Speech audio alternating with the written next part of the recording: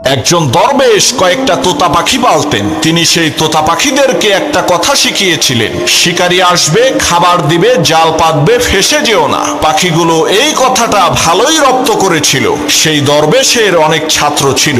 যখনই কোনো নতুন ছাত্র আসতো, তখন দরবেশ সেই ছাত্রের হাতে কিছু দানা আর জাল দিয়ে বলতেন, ওই গাছে থাকা তোতা পাখিগুলোকে ধরে নিয়ে আসো। ছাত্রটা পাখি ধরার জন্য গাছের কাছে যাওয়ার সাথে সাথে পাখিগুলো বলতে শুরু করত, শিকারী আসবে, খাবার দিবে, জাল পাতবে, ফেসে যেও না। পাখির কথা শুনে ছাত্ররা হতাশ হয়ে বলতো, এই পাখি ধরা কখনোই সম্ভব না। কিন্তু উস্তাদের হুকুম, পাখি তো ধরতেই হবে, এজন্য জাল ফেলতো। অবাক করা বিষয় হলো, জাল ফেলার সাথে সাথে পাখিগুলো জালে আটকে যেত।